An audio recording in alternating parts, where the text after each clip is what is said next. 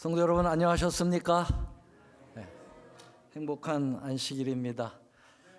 아름다운 찬양으로 우리의 마음을 활짝 열도록 인도하신 우리 장로님, 집사님 진심으로 감사드립니다.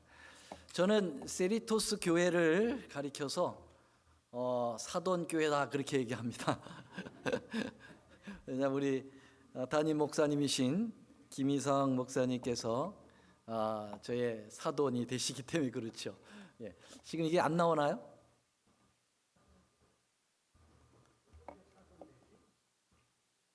조금 이따 사돈 말씀드리겠습니다. 우리 김희상 목사님의 큰아들과 저희 큰딸이 결혼을 했어요. 그래서 사돈이 됩니다. 정말 좋은 사돈을 둠으로 인해서 이렇게 아름다운 교회에 와서 하나님 말씀을 증거할 수 있도록 특권을 받은 것에 대해서 얼마나 감사한지 모르겠습니다. 제 이름이 뭔지 아시죠? 두 표밖에 안 되는 사람인데 근데 저희 형님은 세 표거든요. 그리고 제 동생은 몇 표나 될까요? 한 표? 10,000표입니다. 10,000표. 그래서 저희 집에 오면 15,000표를 얻어 가실 수 있습니다. 어떻든 제가 기억하기로는 이 세리토스 교회에 한 7, 8년 전에 제가 나성의 중앙교회 담임하고 있을 때 임세봉 목사님께서 여기 와서 한번 말씀을 증거하라고 그렇게 기회를 주셔서 온 기억이 납니다. 자주 오지는 못했지만 다들 얼굴이 낯익은 얼굴이셔요. 그런데 더더욱 제게 용기와 희망이 되는 것은 우리 유미자 집사님이 제 나성중앙 있을 때 정말 저를 많이 사랑해 주셨는데 오늘 이렇게 뵈니까 제가 든든해서 말씀을 증거하는데 떨림이 없으리라고 생각이 됩니다. 감사합니다. 오늘 제 말씀의 제목은 세상을 사랑하지 말라라고 하는 제목으로 말씀을 드리려고 합니다. 오늘 본문의 말씀을 읽고 말씀을 드리도록 하죠. 우리 다 같이 한번 읽어보겠습니다. 요한일서 2장 15절부터 17절입니다. 시작. 이 세상이나 세상에 있는 것들을 사랑치 말라. 누구든지 세상을 사랑하면 아버지의 사랑이 그 속에 있지 아니하니 이는 세상에 있는 모든 것이 육신의 정욕과 안목의 정욕과 이생의 자랑이니 다 아버지께로 쫓아온 것이 아니요 세상으로 쫓아온 것이라. 이 세상도 그 정욕도 지나가되 오직 하나님의 뜻을 행하는 이는 영원히 거하느니라. 아멘. 여러분, 제가 초등학교 시절인데요. 하루는 전교생을 다 운동장으로 모이라고 하더라고요. 그랬더니 웬 차력사를 학교에서 초청을 했어요. 그래가지고 기합을 탁 놓으면서 그 전구 따마 있지 않습니까? 그 전구 따마를 이렇게 깨트려서 입에다 놓고 아작아작 씹어 먹어요. 거기서 입을 딱 벌리니까 말짱한 거 있죠. 근데 조금 있더니 이거 한번 같이 해보고 싶은 애들 나와보라는 거예요. 그랬더니 몇 명 아이들이 용기 있는 애들이 나갔어요. 그랬더니 정말 종구따마 하나씩 다 나눠주고 깨트려서 입에다 놓고 씹어라 그래요. 그 애들이 막 씹더라고요. 그래서 이게 입을 벌려보니까 또 걔들도 말짱한 거예요. 참 신기해요. 그러면서 이 차력사가 뭐라고 얘기하냐면 이런 얘기를 합니다. 너희들 여기서는 내가 있는 데서는 해도 좋지만 집에 가서는 절대로 하면 안 된다고. 이걸 강조하고 또 강조하더라고요. 나는 하지만 너희들은 하면 안 돼. 그렇게 얘기해요. 제가 집에 와서 해보고 싶었을까요? 하지 말라고 하는 건 더 하고 싶잖아요. 근데 용기가 없어서 하지 못했습니다. 어쨌든 저는 지금 생각에 왜 그 초등학교 학생들에게 그런 무모한 차력사를 불러다가 그런 행동을 하는지 잘 지금도 이해가 안 돼요. 왜 그렇게 했는지. 제가 이 말씀을 드리는 것은 우리 예수님께서 본인은 하시고 우리보다는 하지 말라고 하는 게 있어요. 본인은 하시는데 우리보다는 하지 마라. 어떤 문제일까요? 예, 그것은 오늘 본문에 나오는 말씀인데요. 세상을 사랑하지 말라 그렇게 이야기하시네요. 근데 예수님은 세상을 사랑했습니까? 안 하셨습니까? 세상 사랑하셨습니까? 그 어디에 나옵니까? 요한복음 3장 16절에 나오잖아요. 그렇죠? 하나님이 다 외우시잖아요. 첫 부분만 시작. 하나님이 세상을 이처럼 하나님이 세상을 사랑하셨다 그랬어요. 얼마나 사랑하셨는가? 하나밖에 없는 독생자를 주셔까지도 사랑을 하셨다 그랬습니다. 자, 이렇게 세상을 사랑하신 하나님, 우리 예수님. 그런데 오늘 본문의 말씀은 사랑하라고 그래요? 사랑하지 말라고 그래요? 이 세상이나 세상에 있는 것들을 뭐 하지 말라고요? 사랑하지 말라고 그래요. 하나님은 사랑하라고 하시면서 왜 우리에게는 사랑하지 말라고 하는가? 예. 그러면 이 요한복음 3장 16절에 나오는 세상과 요한일서 2장 15절에 나오는 이 세상은 다른 세상인가? 또 요한복음 3장 16절의 사랑과 그리고 요한일서에 나오는 그 사랑은 또 다른 사랑인가? 그래서 제가 원어를 좀 찾아봤잖아요. 원어를 찾아보니까 똑같더라고요. 원어가요.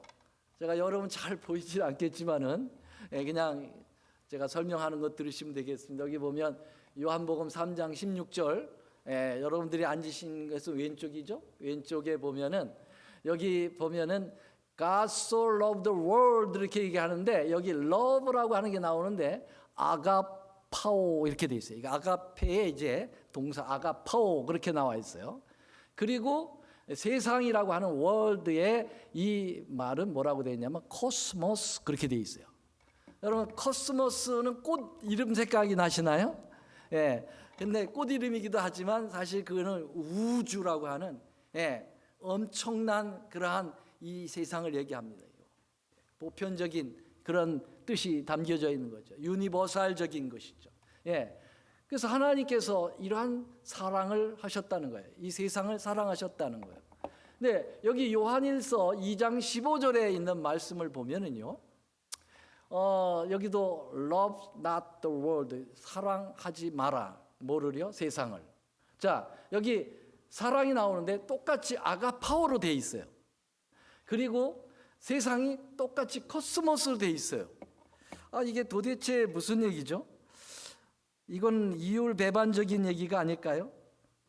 하나님은 하시고 우리는 하지 마라. 어떻게 생각하십니까? 뭐가 여기에 문제가 있는 걸까요? 제가 한참 묵상을 좀 했습니다. 왜 이게 성경의 앞뒤가 안 맞는가? 또 하나님의 이 명령에게는 왜 이렇게 다른 이면으로 이렇게 우리에게 표현해서 우리를 헷갈리게 만드시나 그렇게 생각했는데 여러분 요한복음 3장 16절에 나오는 이걸 좀 더 크게 여러분들에게 이렇게 보여주면은 이렇습니다. 이 코스모스가 이렇게 헬라어로 되어 있고요. 그 다음에 사랑이라는 것이 이렇게 되어 있습니다.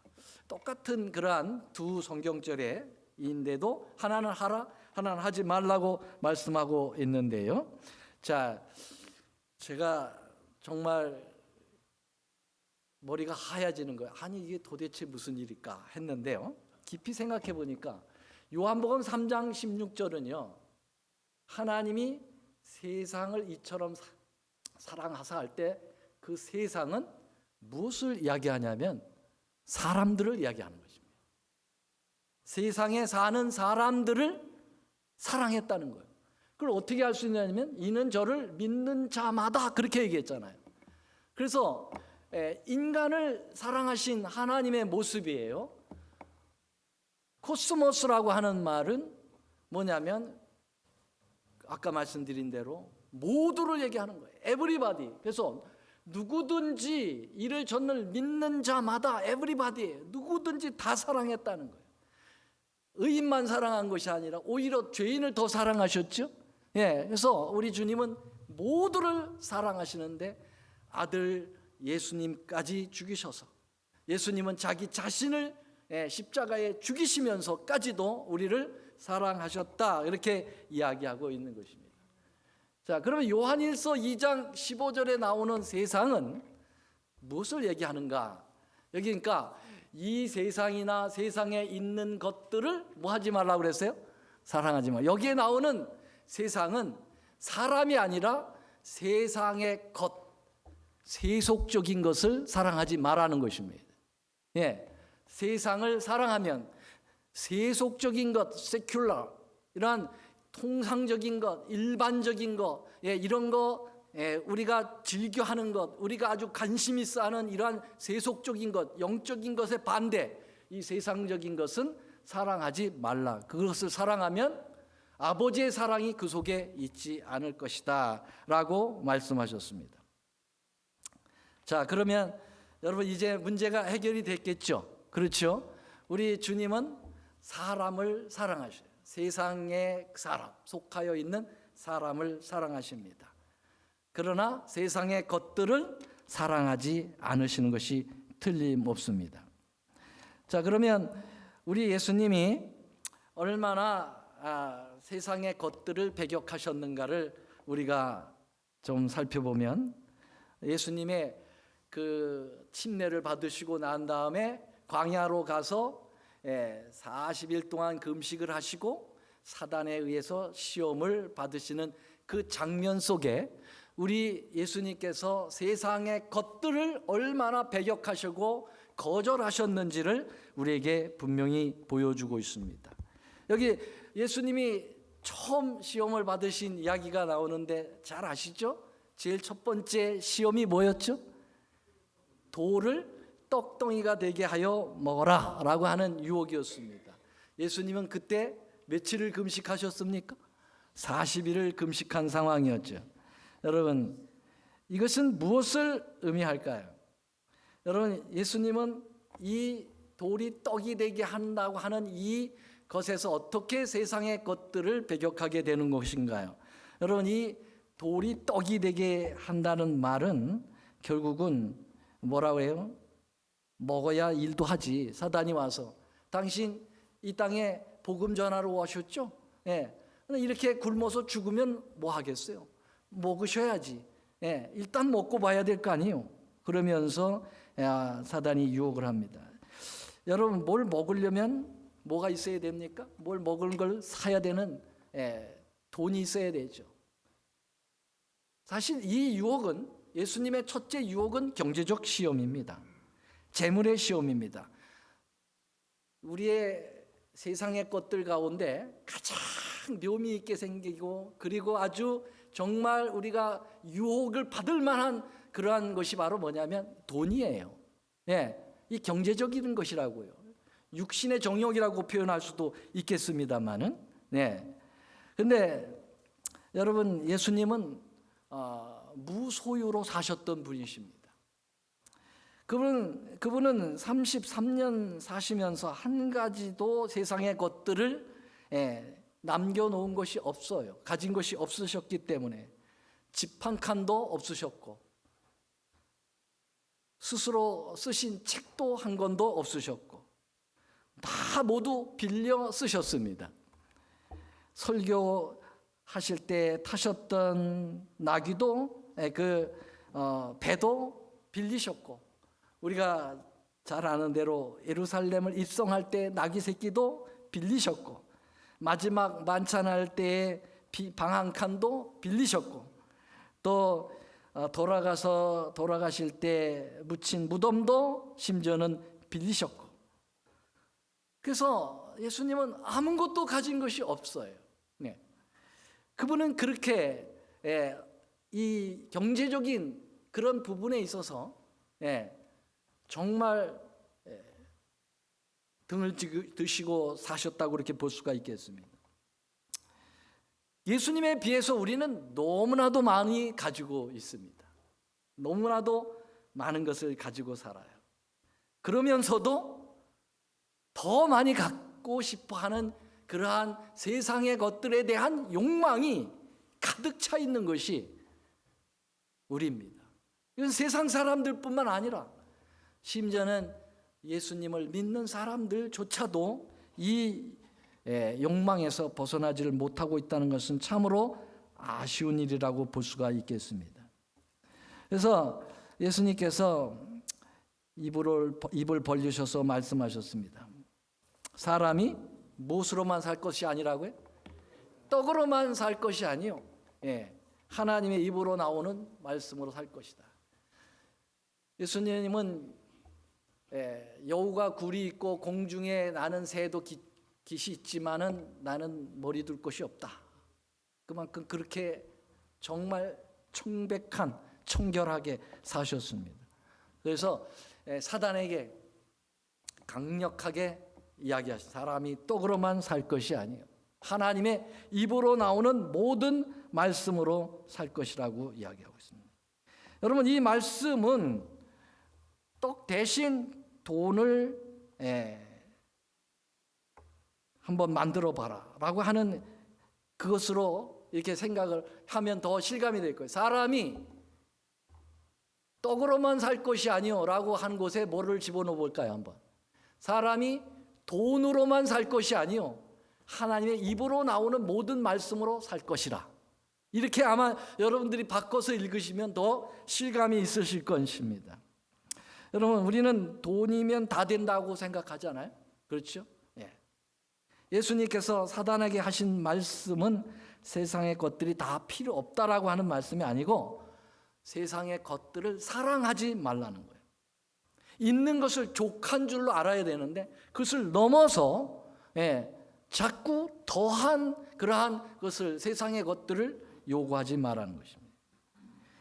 예수님은 시간과 함께 사라져버릴 세상의 것들을 선택하지 아니하시고 영원히 존재하시는, 영원히 있게 하시는 하나님의 말씀으로 살으셨고 우리에게 그렇게 살아야 된다고 말씀하셨습니다. 그 다음에 두 번째, 예수님은 어떤 시험을 받으셨습니까? 여기 높은 성전 꼭대기로 예수님을 모시고 올라가서 거기에 뭐 했습니까? 뛰어내려라 그랬어요.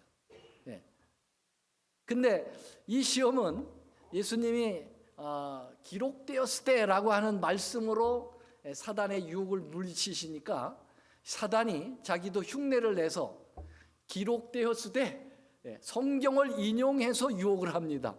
여기 이 기록은 어디에 나오는 말씀일까요?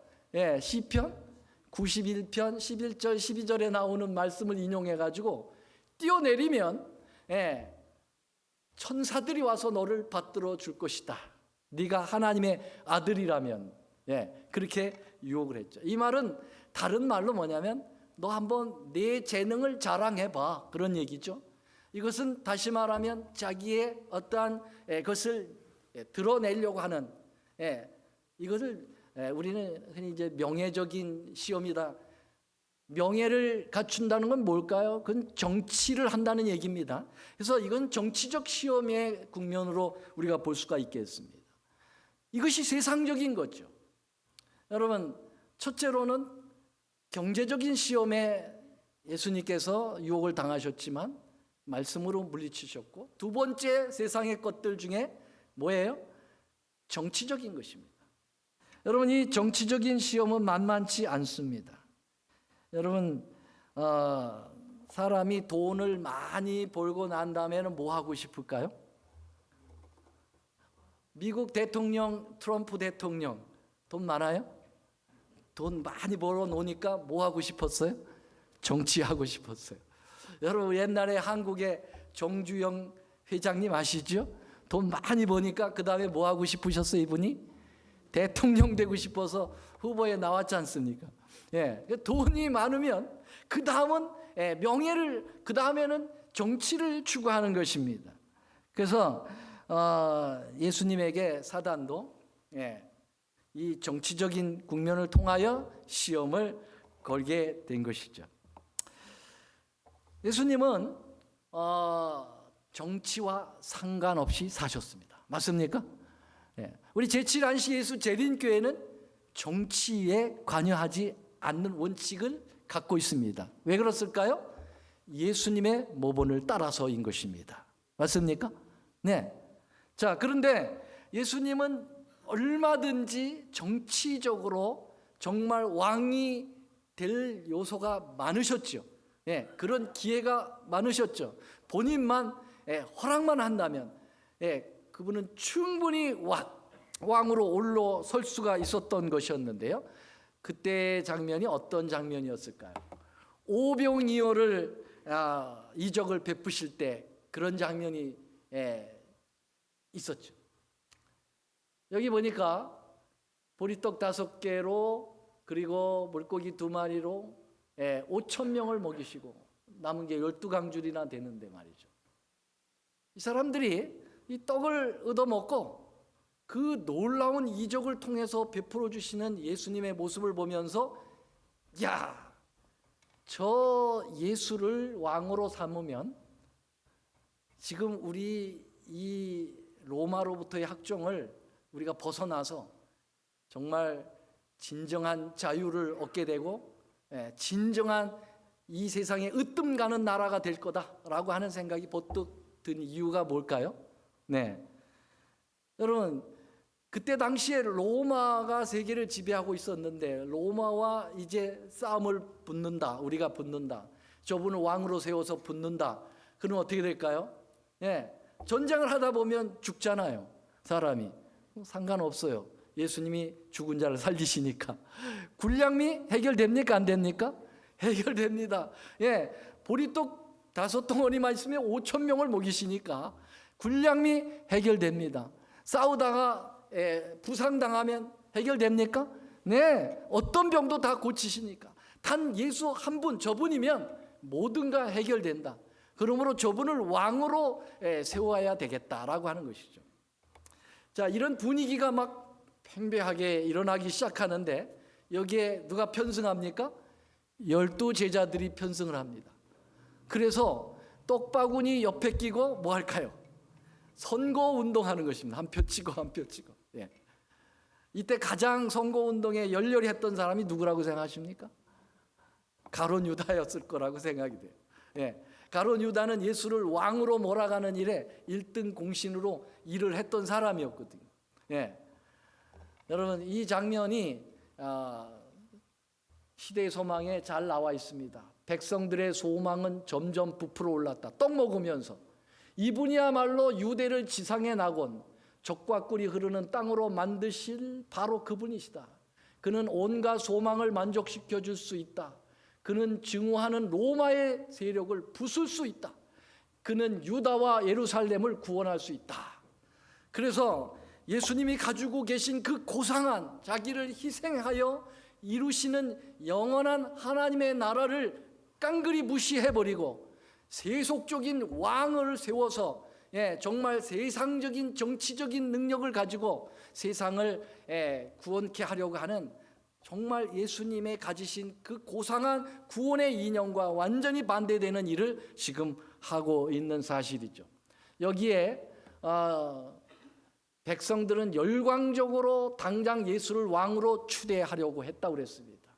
그런데 제자들은 주님께서 다윗의 보좌를 물려받을 정당한 분이라고 선동하는 데 있어서 무리들과 합세했다, 그렇게 나와 있습니다. 예수님은 가만히만 계시면 왕으로 바로 등극될 수 있는 그런 분위기가 다 편성되어 있었지만은 우리 예수님은 어떻게 하셨을까요? 바로 이 사람들을 급히 해산시켜 버립니다. 6장 15절.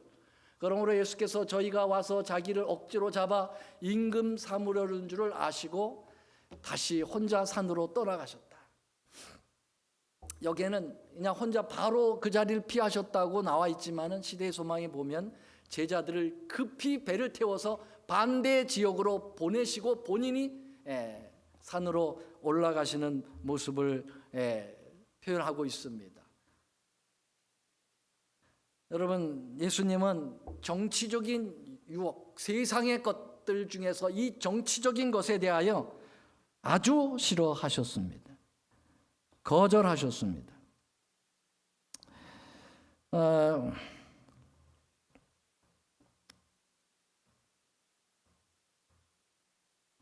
우리 제가 지금 컴퓨터가 조금 잘 안 맞아서 마태복음 4장 7절에 있는 말씀, 예수님께서 이 시험을 어떻게 물리치셨을까요? 다 같이 한번 읽어볼까요? 시작. 예수께서 이르시되 또 기록되었으되 주 너희 하나님을 시험치 말라 하신대 라고 말씀으로 물리치셨습니다. 이제 사단은 두 번의 패배에 거기서 굴하지 아니하고 또 한 번 예수님을 다시 다른 유혹으로 인도하고 있는데요. 다른 시험으로요. 세 번째 시험은 어떤 시험이었을까요? 이것은 바로 높은 산으로 예수님을 모시고 올라가서 천하 만국을 보여주고, 그리고 내게 엎드려 경배하면 이 모든 것을 너에게 주겠다라고 유혹했습니다. 이 3차전은 세상의 것들을 총망라하는 그러한 아주 복잡한 구조의 공격이었습니다. 첫째, 천하 만국을 보여준다 하는 이 보여준다라고 하는 여기에 유혹이 있었습니다.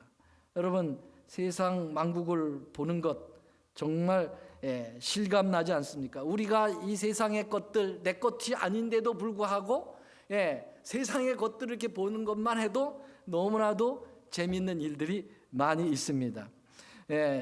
그러나 지금 예수님께서는 이 펼쳐지는 이 천하 만국은 경배만 하면 자기의 것이라고 하는 이런 유혹에 절대로 주님은 넘어갈 수가 없었지요. 왜냐하면 주님은 이 안목의 정욕과 또 함께 연결되어진 소유욕에 전혀 관계가 없으셨던 분이기 때문에 그렇습니다. 주님의 안목은 영적인 것이었어요. 언제든지. 그래서 육적인 이스라엘 백성들과 늘 마찰이 이루어졌고, 심지어는 제자들의 그러한 육적인 그러한 가치관과 예수님의 가치관과는 항상 이게 서로 갈등을 빚게 되었습니다. 그래서 예수님 오해를 많이 당하셨죠. 나중에 이제 제자들이 그것을 인정하고 받아들임으로써 진정한 제자로 돌아서게 되는데 말이죠. 어떻든 여기에 첫 번째로는 안목의 정욕이 나오고요. 보여주고, 그 다음에 이 모든 것을 내게 주겠다라고 하는 소유욕에 대한 또 하나의 육신의 정욕이 함께 들어가 있고요. 그 다음에 이것을 얻으려면 네가 나한테 경배해야 된다고 하는 경배라고 하는 부분을 이야기하고 있는데요. 여러분, 경배는 종교적인 욕구를 이야기하는 것입니다. 그러므로 예수님에게 다가온 사단의 세 번째 유혹은 종교적인 유혹이었습니다. 여러분, 예수님께서 이 땅에 인성을 쓰고 오셨고, 역시 그 인성 속에 종교적인 욕구가 존재하십니다. 왜냐하면 사람은 다 종교적인 욕구를 가지고 있어요. 근데 사단은 감히 하나님 앞에서 하나님에게만 돌리는 하나님에게 경배를 요구하고 있는 거예요. 여러분, 이건 정말 한마디로 얘기하면 굉장히 무모한 짓, 그리고 영원한 창조주에 대한, 구속주에 대한 진정한 아주 무모한 무례함을 사단은 극을 다리고 있었다, 이렇게 볼 수가 있겠습니다. 여러분, 경배는 누구만 받을 수가 있겠죠? 창조주만 받아요. 또 경배는 누구만 받습니까? 구속주만 받습니다. 요한계시록 4장 11절에 보면은 주에게 모든 영광을 돌리는 것이 합당하니 주께서 만물을 창조하신지라, 그렇게 얘기했어요. 경배를 받기에 합당한 이유는 만물을 창조하셨기 때문이라고 말씀하셨어요. 계시록 5장에 보면은 모든 만물들이 하나님 앞에 경배를 돌려야 되는 당위성에 대하여 또 이야기하고 있는데, 어린 양이 죽으심을 당한 것에 대한 표현을 하고 있습니다. 그래서 창조주와 구속주만이 경배를 받아 당연하신데도 불구하고 창조주도 아니고 피조물이 주제에, 그리고 전혀 인간을 구속하기커녕은 멸망으로 몰아가는 주제에 와서 그 창조주에게 자기에게 경배를 돌리라고 이야기했다는 것은 한마디로 하면 미친 짓이라고 볼 수가 있겠어요. 여러분, 세상에서 사단은 별짓을 다 합니다. 교회에서 참된 예배를 드리지 못하도록 사단은 미친 짓을 합니다. 여러분, 교회에서 하나님 앞에 예배를 드리는 것을 겉으로는 그럴싸하게 드리지만은 본질적으로 자신이 무엇이든지 할 수 있다. 그리고 나는 이 교회에서 가장 정말 나름대로의 권위를 가지고 있다.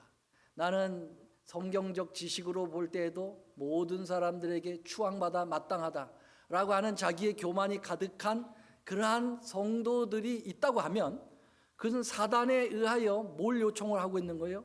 하나님께 경배가 아니라 내게 경배를 돌리라 라고 하는 미친 짓을 하고 있다는 사실을 아셔야 합니다. 이게 교회 밖이 아니라 교회 안에서 종교라고 하는 이 굴레를 가지고 인간들에게 끊임없이 유혹해 오는 것이 바로 이런 종교적인 유혹이 있다고 하는 사실을 우리는 알아야 하는 것입니다. 예수님은 이 세속화된 종교를 아주 비난 배격하셨습니다.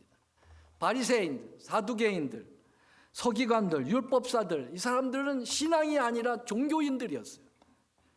그들은 이 세속화된 아주 세큘라적인 그러한 지도자들이었어요.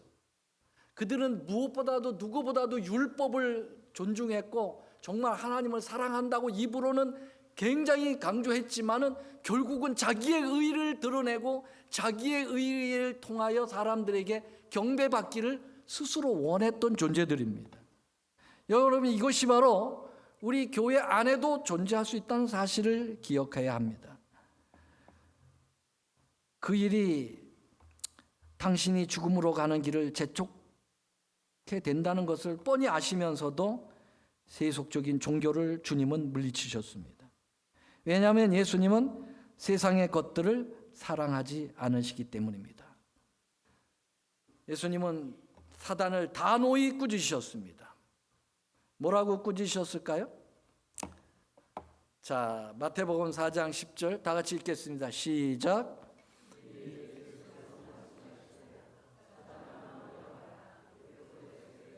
주 너희 하나님께만 경배하고 다만 그를 섬기라. 하나님께만 경배가 가능한 것이다 라고 하는 이 분명히 종교적 유혹을 하나님의 말씀으로 물리치신 우리 주님의 모습을 보게 되는 것입니다. 이렇게 예수님은 경제적, 정치적, 종교적인 것만으로 것으로 입체적으로 가공할 만한 세상의 것들로 가공할 만한 사단의 공격을 받으시면서 철저하게 우리 주님은 세상의 것들, 물질적인 것들, 명예적인 것들, 종교적인 세속적인 종교적인 것들에 대하여 주님은 배격하시고 사단을 꾸짖으시고 그리고 그 과정을 통해서 우리에게 이것에 물들지 않도록 말씀하고 계신 것입니다. 여러분, 예수님은 정말 세상을 것들을 사랑하지 않았지만 세상을 이처럼 사랑하셨습니다. 예수님은 죄는 미워하셨지만 죄인은 사랑하셨습니다. 맞습니까? 예수님은 철저하게 죄를 미워하셨어요. 그리고 철저하게 죄인은 사랑하셨어요. 그게 바로 세상을 이처럼 사랑할 때 그 세상을 사랑했다는 것이 죄인을 사랑하셨다라고 하는 것을 이야기합니다. 예수님은 정말 공생의 3년 반 생애 동안에 철저한 이 부분을 실천하여 우리에게 보여주셨습니다. 우리는 믿음으로 구원을 얻지만 예수님은 행위로 구원을 이루어 놓으신 분입니다. 네, 우리가 믿음으로 구원을 얻도록 주님은 철저하게 행동하심으로 구원을 우리에게 선물로 주신 분이십니다. 너희가 나를 믿지 못할 때 내가 행한 그 행함을 보고 나를 믿으라고 말씀하셨습니다. 그래서 예수님께서는 정말 요한복음 3장 16절의 이 말씀을 십자가에서 결정적으로 이루어 놓으셨지만 그 이전에도 수많은 죄인들을 사랑하셨습니다. 여러분, 이 우물가의 여인은 남편을 5이나 가로친 거의 창녀와 같은 여인이지만 정말 이 여인을 만나기 위하여 얼마나 의도적으로 이 시간에 맞춰서 여기 와서 그에게 구원을 선물했는지 여러분 아시지 않습니까? 여러분, 여기 막달라 마리아를 기억하십니까? 7 귀신이 들렸던 이 처량한 여인, 이 여인을 만나 주시고 그를 사랑해 주시고 그에게 구원을 주셨습니다. 매국노로서 자기의 동족에게 정말 과세한 그 세금을 물려가지고 자기의 호의호식을 차렸던 이 죄인 세리 마태나 이 여리고에 사는 삭개오에도 직접 찾아가시고 내가 너희 집에 유하여야겠다. 그리고 구원을 선언해 주시고 일부러 죄인들만 골라 다니시는 예수님의 모습을 보게 돼요.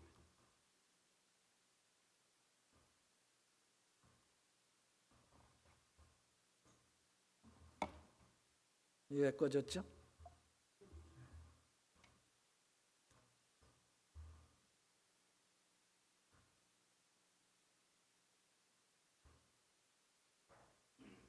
네. 오케이. 예수님은 아시다시피 자기를 팔아버린 파렴치한 유다까지도 끝까지 그가 돌아오도록 기회를 주시는 모습을 보게 됩니다. 그 최후의 만찬 자리에서 몇 가지 사인을 주시면서 돌아오도록 하시지만 끝내 거절해버린 유다까지도 사랑하셨고 예수님을 공식적으로 3번이나 부인하고 저주하고 맹세하고 욕한 베드로까지도 철저하게 용서하셔서 완전 회복시켜 주의 제자가 되게 하시고 아무거나 막 먹어가지고 병 걸려서 38년 동안 중풍병에 걸려서 정말 아무런 희망 없이 살아가던 그 죄인에게도 찾아가셔서 그를 구원해 내신 예수님은 세상의 것들은 사랑하지 않았지만 세상의 것은 세상의 사람들, 죄인들은 얼마나 사랑하셨는지를 우리에게 보여주셨습니다. 근데 여러분, 우리는 어떨까요? 우리는 완전 반대예요. 뭐는 사랑해요? 세상의 것들은 사랑해. 근데 뭔 사랑하지 않아요? 죄인은 사랑하지 않아요. 죄는 사랑하고 죄인은 사랑하지 않아요. 완전히 예수님과의 반대되는 삶을 우리는 살고 있는 것이죠. 여러분, 이 말은 세상의 것, 물질, 명예, 세속화된 종교는 사랑하면서 세상의 죄인들을 미워하는 그러한 상태가 바로 우리의 상태라고 하는 사실을 보여주는 것입니다. 우리가 세상의 것들을 사랑하는 것이 어떤 것인지를 오늘 본문의 말씀에서 이야기합니다. 자, 이 세상의 것들이 어떤 것인가? 이런 거 사랑하면 안 된다는 거. 2장 16절 한번 다 같이 읽어볼까요? 시작. 이는 세상에 있는 모든 것이 육신의 정욕과 안목의 정욕과 이생의 자랑이니 다 아버지께로 쫓아온 것이 아니요 세상으로 쫓아온 것이다. 여러분, 이거는 이 3가지, 육신의 정욕, 그 다음에 안목의 정욕, 이생의 자랑, 이 3가지는 과거 2000년 전에 지금 제가 모두에 말씀드린 예수님이 사단에 의해서 3번 유혹당한 똑같은 패턴 아닙니까? 그렇죠? 이게 바로 우리에게도 동일하게 온다는 거예요. 이 세상의 것들이 유혹의 거대한 그러한 매력적인 모습을 띠고 우리에게 이 3가지가 온다는 것이죠. 예수님처럼 이것을 배격을 우리가 하고 있느냐 아니면 억셉하고 있는가, 우리가 오늘 점검을 해볼 필요가 있는 거 아니겠습니까? 자, 먼저 이 육신의 정욕이라고 하는 것은 예수님이 돌이 떡이 되어 먹게 하라고 하는 경제적인 거라고 그랬죠. 이것은 누가 또 유혹을 당했을까요? 에덴 동산에서 하와가 뱀에게 사단에게 유혹을 당할 때 그 나무 선악을 알게 하는 나무를 먹지 말라고 했는데 그 나무의 과실을 보니까 모함직했다고요?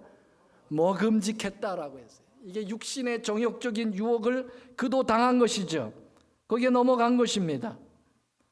우리는 어떨까요? 여러분들은 여기에 과감하게 이 육신의 정욕에 대하여 어떻게 이 물질에 대하여 특별히 이 경제적인 유혹을 어떻게 여러분들은 취급하고 있습니까?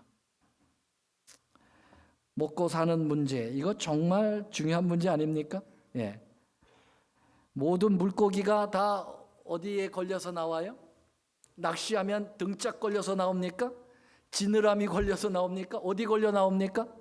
다 입이 걸려 나와요. 사단이 그걸 잘 알고 있어요. 입에 걸려 나와요. 목구멍이 포도청이에요. 그래서 여러분, 우리 주님께서 우리의 삶의 중심이 무엇인가를 말씀하시면서 뭐래요? 무엇을 먹든지 마시든지 그것보다도 먼저 그의 나라와 의를 구하라 그랬어요. 여러분, 무엇을 먹을까, 무엇을 입을까, 무엇을 할까 하는 그것은 다 이방인들이 구하는 것이다. 그건 세상의 것들이 구하는 거예요. 세상 사람들이 구하는 거예요. 여러분, 사단이 만든 이데올로기의 걸작이 바로 뭐냐면 공산주의입니다. 여러분, 공산주의는 뭘까요? 이 공산주의의 기본 뿌리를 찾아가면은 독일의 칼 막스라고 하는 사람이 유물론에서부터 시작됩니다. 물질이 최고라는 거예요. 그래서 이 물질이 하나의 신격화 만들어 놓은 것이 공산주의예요. 그래서 모든 가치 평가의 기준은 어떤 사람의 인격이라든지 어떤 품성이라든지 어떤 도덕의 기준하지 않고 물질에 기준하고 있는 이 이데올로기가 공산주의입니다. 공산주의가 이 물질만 잘 나누면 유토피아가 온다고 그렇게 사람들을 몰아갔습니다. 사람의 마음은 절대 염두에 두지 아니하는 그러한 가치관이 바로 이 유물론이에요. 이 바로 유물론이 이 육신의 정욕에 사단의 유혹에서 나왔다는 사실을 아셔야 합니다. 그래서 주님은 그렇다고 해서 자본주의는 그러면은 옳은 이데올로기냐? 그거 아닙니다. 여러분, 공산주의의 반대처럼 보이는 서구 사회의 자본주의 또한 실패작입니다. 자본주의도 역시 물질의 배분의 차이일 뿐 여전히 세상의 것들입니다. 그래서 자본주의는 부익부 빈익빈의 현상을 초래하면서 인간 상실의 아픔들을 가지고 정말 불행하게 살아가도록 만드는 것이 더 어쩌면 공산주의보다도 더 치명적인 독소가 들어있는 게 이 자본주의. 이 모든 것이 세상 것들입니다. 다 사라져갈 것들이죠. 여러분, 이제 시간이 다 돼서 다음 두 번째 조기로 보면은 그 다음에 뭡니까? 육신의 정욕 다음에 뭐예요? 안목의 세상의 것들 중에서 사랑하지 말아야 된다고 말하고 계신 것 중에서 두 번째로는 안목의 정욕입니다.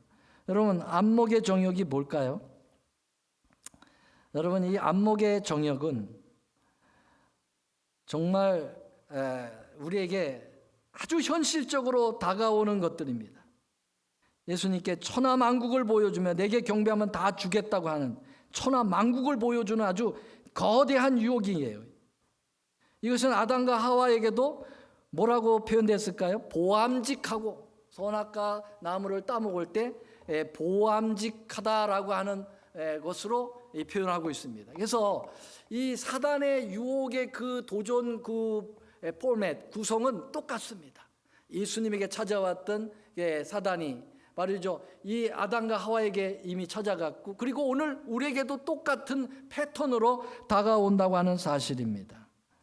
여러분, 지금 세상의 그 안목의 정욕이 지금 우리를 지배하고 있는데요. 죄가 들어오는 이 현관이 되는 4S라는 게 있다고 그래요. 4S가 뭘까요? 첫 번째, 스포츠. 사람들이 스포츠로 인하여 광란하게 만들고, 그 다음에 스피드. 사람을 바쁘게 몰아가요. 정신없이 예배할 시간도 없고 하나님을 말씀을 묵상할 시간, 기도할 시간도 없게 만들어버려요. 이게 바로 사단이 죄를 들어오게 하는 현관문을 그렇게 만들었다는 것이죠. 세 번째, 섹슈얼입니다. 성적인 타락이에요. 그 다음에 네 번째가 뭐냐? 스크린이라는 것입니다. 네모 반듯한 이러한 SNS를 통해서 사람들의 완전 눈을 장악해버렸어요. 이 눈으로 뭐가 들어와요? 죄가 들어오는 거예요. 인간의 모든 마음을 포로로 만들어버린 것이 바로 사단의 안목의 정욕이라고 하는 사실을 여러분 경험하고 계시죠? 왜 이렇게 하시는 분 안 계시네요? 다 끄떡했는데 저도 그렇죠. 여러분, 제가 오늘까지 금식이 딱 40일째가 금식하고 있네요. 우와, 당신이 그 단에서 거짓말하고 있네. 얼굴 보니까 팽팽한데. 근데 제가 금식하는 거는 밥을 40일 금식하는 게 아니고요. 바로 이 SNS를 40일째 금식하고 있습니다. 8월 10일에 시작을 해서 오늘이 9월 20일이기 때문에 딱 40일이네요. 근데 이거 정말 쉬울까요? 어려울까요? 엄청 어렵습니다. 유튜브, 페이스북, 이 SNS가 뭐예요? 소셜 네트워크 시스템이라는 거거든요. 텔레비전, 이런 미디어 기기를 통해서 사정없이 들어오고 있어요. 그렇죠. 물론 좋은 말씀 또 설교 이런 것들이 자료가 있긴 하지만은 그거 보다가 딴 데로 넘어가면은 바로 멀리도 아니야. 한 클릭에 그냥 바로 죄악으로 들어가는 게 돼 있습니다. 맞습니까? 제가 정말 이 부분을 적심하고 기도하고 금식을 하고 있는데 이건 선악의 대쟁투예요. 정말 이걸 안 하니까 너무너무 제가 예전에 담배 피다가 중독이 돼가지고 그거 끊으면서 이제 예수님 믿게 됐는데 말이죠. 담배 끊을 때보다 더 어렵더라고요. 세속적인 건 일절 보지 않습니다. 뉴스라든지 스포츠라든지 무슨 드라마라든지 일절. 다만 예수님의 말씀, 설교, 그런 신앙적 그런 정보만 하기 위해서 하는데 정말 그걸 안 하니까요. 막 뭐가 이렇게 불안하고 뭐 허전하고 시간이 남아 돌아요. 막.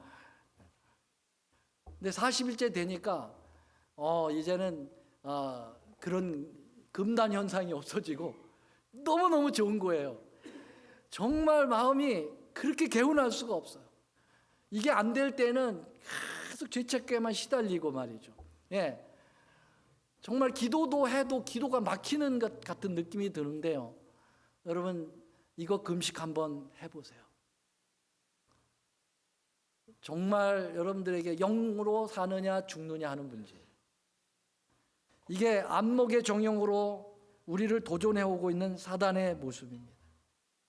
모든 인류가 지금 다 여기에 빠져 있어요. 솔직하게. 크리스찬이든 아니든 재림교인이든 일반 개신교이든 상관없어요. 다 여기에 빠져 있다고요. 이거 해결하지 않으면 하나님의 사랑이 우리에게 없다고 말씀하셨습니다. 세 번째, 이생의 자랑이니 다 아버지께로 쫓아온 것이 아니오. 이거 뭐예요? 정치적 유혹입니다. 예수님께 뛰어내려라. 너 한번 네 재주를 자랑해봐. 명예, 정치적인 유혹이죠.